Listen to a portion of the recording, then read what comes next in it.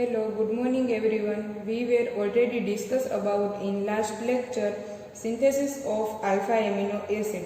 First, amination of alpha chloroacetic acid, and second, Gabriel thalamide synthesis. Today we will discuss about Erlenmeyer azanolactone synthesis. Azanolactone synthesis, in starting material we take benzaldehyde C6H5CHO and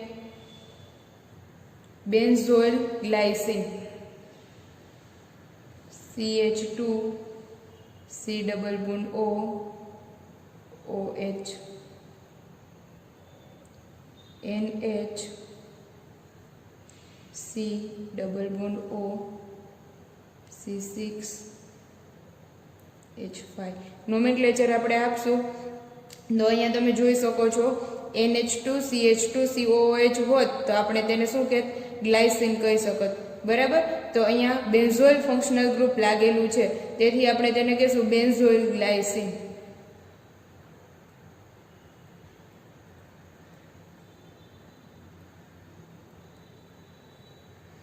benzoyl glycine અથવા તો એનું આ જે compound છે તેનું નામ છે hippuric acid or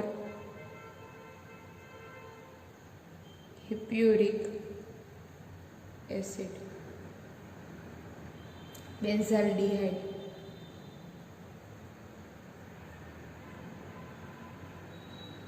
Benzaldehyde react with hippuric acid in presence of acetic anhydride.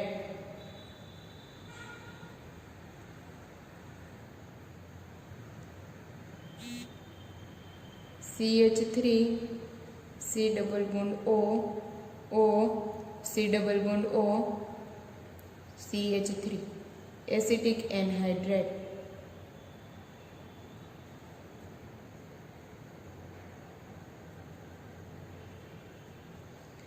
Water molecule remove થશે અહીંથી H2 અહીંથી ઓક્સિજન વોટર મોલેક્યુલ રિમૂવ થશે અહીંથી આ કાર્બનની બે વેલેન્સી ઓપન થઈ અહીંથી પણ આ કાર્બનની બે વેલેન્સી ઓપન થઈ બંને એકબીજા સાથે બાઇન્ડિંગ થઈ જશે બનશે C6H5 CH double bond C double bond OH આ કાર્બન સાથે અટેચમેન્ટમાં છે નાઇટ્રોજન સાથે બાઇન્ડિંગમાં છે hydrogen C double bond O C6H5 acetic એનહાઇડ્રાઇડની પ્રેઝન્સ છે અહીંયા રિમૂવ થઈ ગયો એક મોલેક્યુલ વોટરનો એસિટિક એનહાઇડ્રાઇડની પ્રેઝન્સ છે એટલે અહીંથી CH3COO માઇનસ અહીંથી જો બોન્ડ બ્રેક થાય તો આને આ લોન પેર ઓફ ઇલેક્ટ્રોન આ બોન્ડનો લઈ જાય ઓક્સિજન નેગેટિવ ચાર્જ આ કાર્બન ઉપર આવશે પોઝિટિવ ચાર્જ આ જે નેગેટિવ ચાર્જ છે એ ન્યુક્લિયોફાઇલ એઝ અ ન્યુક્લિયોફાઇલ વર્ક કરશે આ હાઇડ્રોજનને પોતાની તરફ એબ્સ્ટ્રેક્ટ કરશે અને રિમૂવ થશે CH3COOH અહીંયાથી આ કાર્બન ઉપર આવશે પોઝિટિવ ચાર્જ અહીંથી આ હાઇડ્રોજન છે એ રિમૂવ થશે તો આ જે નાઇટ્રોજન અને હાઇડ્રોજન વચ્ચેનો બોન્ડ છે તેને લોન પેર ઓફ ઇલેક્ટ્રોન લઈ જશે નાઇટ્રોજન એ નેગેટિવ ચાર્જ છે એ ક્રિએટ કરશે અહીંયા ડબલ બોન્ડ તો આ ડબલ બોન્ડ કન્વર્ટ થશે નેગેટિવ ચાર્જમાં ઈ જે નેગેટિવ ચાર્જ છે એ કાર્બોનિલ કાર્બન ઉપર એટેક કરશે કાર્બોનિલ કાર્બન પ્લેનર કાર્બન છે તેના પર એટેક કરશે જેવો એટેક કરશે આ કાર્બનની 5 વેલેન્સી પોસિબલ રહી શકે નહીં આની સાથે બોન્ડ બનાવે એટલે અહીંથી આ ઓક્સિજન છે લોન પેર ઓફ ઇલેક્ટ્રોન લઈ અને રિમૂવ થશે OH માઇનસ ના ફોર્મમાં OH માઇનસ નીકળશે અહીંથી CH3CO પ્લસ છે રિમૂવ થશે CH3COH ફર્સ્ટ મોલેક્યુલ રિમૂવ થયો CH3COH એન્ડ સેકન્ડ મોલેક્યુલ અહીંથી CH3COH ના ફોર્મમાં રિમૂવ થશે એટલે આગલા સ્ટેપની અંદર હું લખીશ એસિટિક એનહાઇડ્રેટ લીધેલું છે આ બે સ્ટેપ એક સાથે તમે લખી શકશો પણ આ તમને સમજાવવા માટે થઈને મેં અલગ અલગ લખેલા છે તમે ડાયરેક્ટ એસિટિક એનહાઇડ્રેટ લઈ અને સીધું આ વચ્ચેનો ઇન્ટરમીડિયેટ ન બતાવો સીધું આ સ્ટેપ તમે લખી શકશો અહીંયા હું લખું છું -2 moles of CH3CO COOH. Acetic acid remove થઈ ગયું, બનશે C6H5CH ડબલ બોન્ડથી C, એની સાથે બાઇન્ડિંગમાં છે નાઇટ્રોજન, નાઇટ્રોજને બનાવ્યો છે ડબલ બોન્ડથી નાઇટ્રોજન, એની સાથે અટેચમેન્ટમાં છે કાર્બન, કાર્બન સાથે C6H5. અહીંયાથી આ ઓક્સિજન છે ડબલ બોન્ડ કન્વર્ટ થઈ ગયો તો સિંગલ બોન્ડમાં ઓક્સિજન બોન્ડ બનાવશે કોની સાથે, તો કે કાર્બોનિલ કાર્બન સાથે. અહીંયા છે કાર્બન અને એની સાથે ડબલ બોન્ડથી ઓક્સિજન અટેચ થઈ ગયો છે. બરાબર, આટલી ખબર પડી. આ રીતનું ફોર્મેશન જનરેટ થશે. હવે આ જે મોલેક્યુલ છે તેને આપણે કહેવાનું છે, આપણે એઝાઇલેક્ટ્રોન સિન્થેસિસ કરીએ છીએ એટલે આ જે જનરેટ થાય છે ઇન્ટરમીડિયેટ તેને કહેશું એઝાઇલેક્ટ્રોન ડેરિવેટિવ.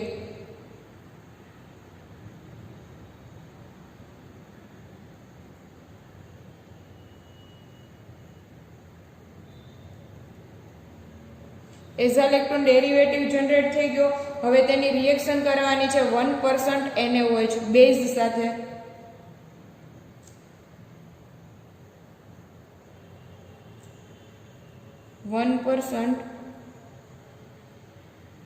NaOH એટલે આપણે બેઝ સાથે રિએક્શન કરવાની છે, તેનું બેઝિક હાઇડ્રોલિસિસ કરવાનું છે.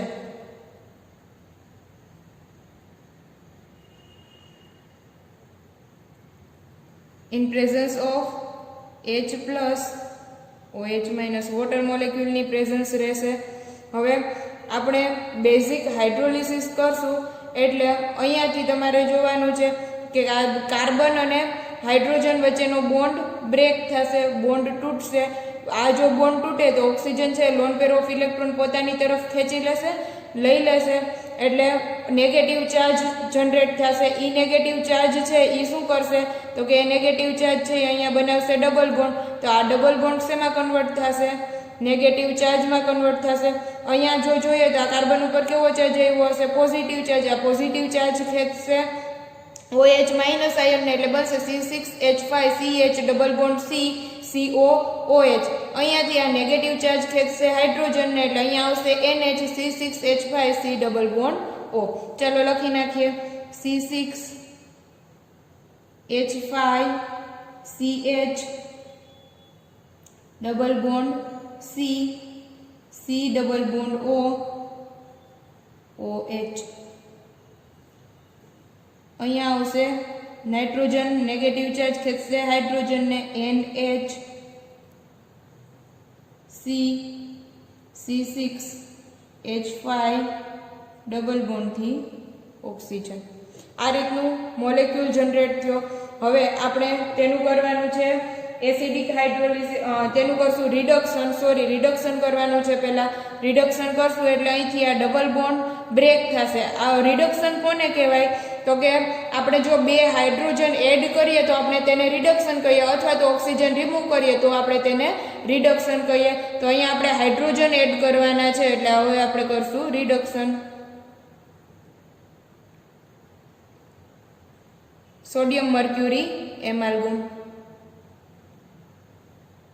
અહીંયાથી આ બોન્ડ બ્રેક કરશું, બોન્ડ બ્રેક થશે, બે વેલેન્સી ઓપન થઈ, એક જગ્યાએ હાઇડ્રોજન, બીજી જગ્યાએ હાઇડ્રોજન, બે હાઇડ્રોજન એડ કરવાના છે. અહીંયા હાઇડ્રોજન એડ થશે તો CH છે, એક હાઇડ્રોજન એડ થાય એટલે CH2. અહીંયા ખાલી C છે એટલે એક હાઇડ્રોજન એડ થશે એટલે આવશે CH. લખી નાખીએ C6H5CH CHCOOH એસિડ. અહીંયા આવશે NH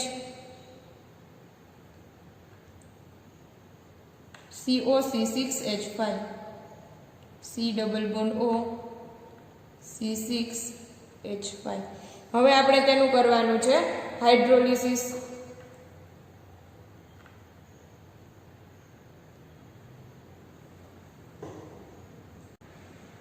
ચાલો રિડક્શન કરતા જે સ્ટ્રક્ચર આવ્યું છે તે મેં અહીંયા લખી નાખ્યું છે, બરાબર છે. હવે આપણે તેનું કરશું એસિડિક હાઇડ્રોલિસિસ.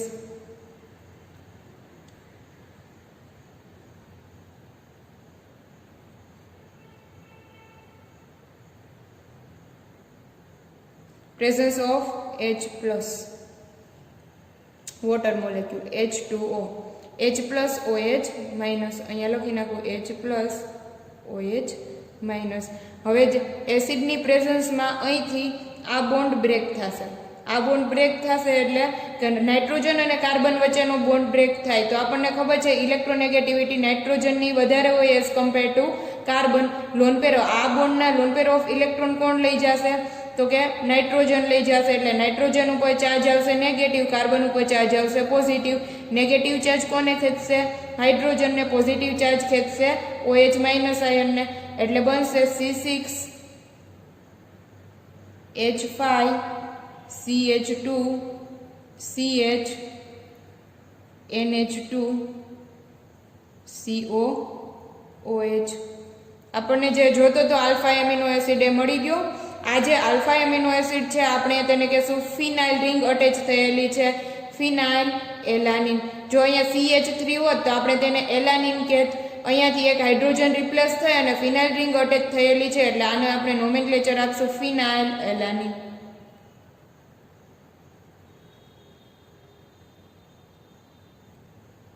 પ્લસ બીજું જે સાઇડ પ્રોડક્ટ મળશે એ મળશે C6H5 COOH.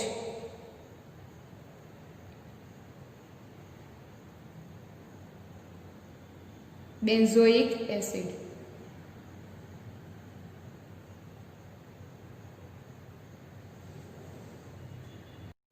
ચાલો સિન્થેસિસ ઓફ આલ્ફા એમિનો એસિડમાં આગળ વધશું.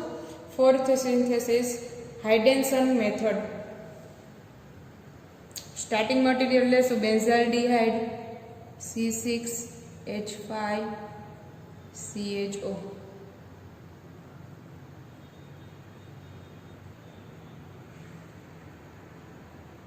Benzaldehyde react with હાઇડેન્સન.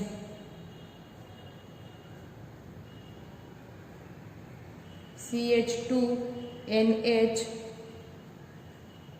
C double bond O NH C double bond O CH2.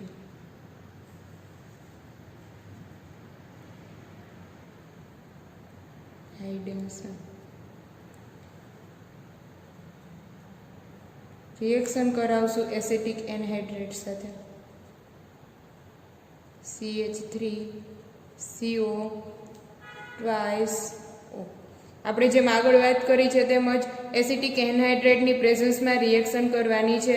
Acetic anhydrate છે વોટર મોલેક્યુલ રિમૂવ થશે, અહીંથી ઓક્સિજન, અહીંથી H2 રિમૂવ થશે H2O અને બાઇન્ડિંગ થશે C6H5CH. બે વેલેન્સી આ કાર્બનની ઓપન થશે, બે વેલેન્સી આ કાર્બનની ઓપન થશે, ડબલ બોન્ડથી બાઇન્ડિંગ થશે CNH C double bond O NH C double bond O. ફરીથી એક વખત જોઈ લઈએ. C6H5CH બે વેલેન્સી ઓપન થઈ, ડબલ બોન્ડથી બાઇન્ડિંગ થયું આ કાર્બન સાથે, CNHCO NH C double bond O.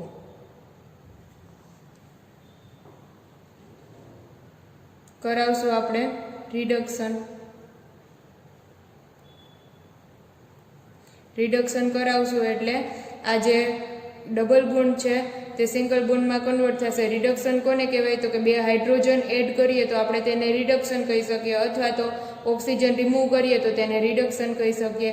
આનું રિડક્શન થશે એટલે આ જે બોન્ડ છે તે ખુલશે એટલે આની બે વેલેન્સી ઓપન થશે, આ કાર્બનની પણ વેલેન્સી ઓપન થશે, ટોટલ બે વેલેન્સી ઓપન થઈ, અહીંયા એક હાઇડ્રોજન એડ થશે, અહીંયા પણ એક હાઇડ્રોજન એડ થશે. બનશે રિડક્શન સોડિયમ મર્ક્યુરી એમાલ્ગમ NaHG. બે હાઇડ્રોજન એડ કરી દઈએ. C6H5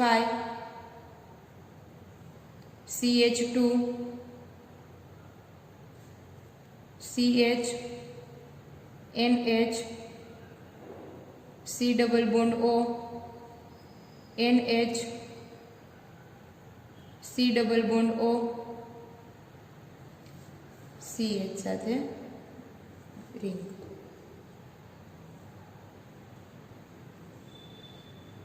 તેનું કરાવશું આપણે hydrolysis, acidic hydrolysis, presence of H plus acidic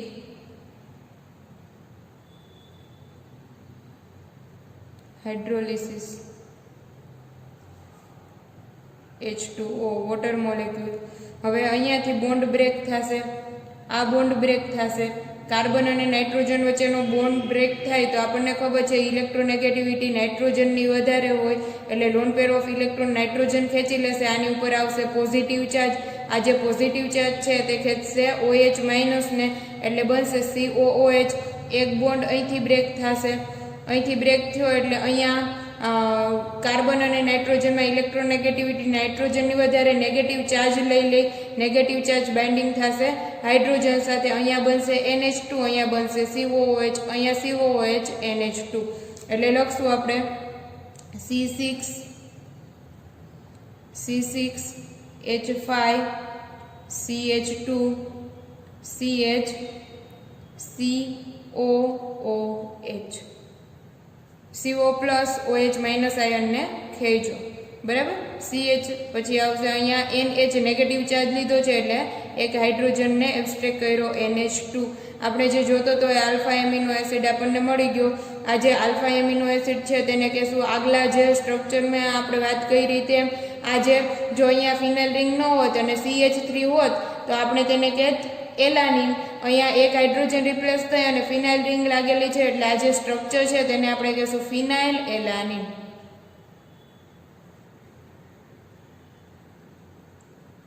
અને રિમૂવ થશે NH2COOH.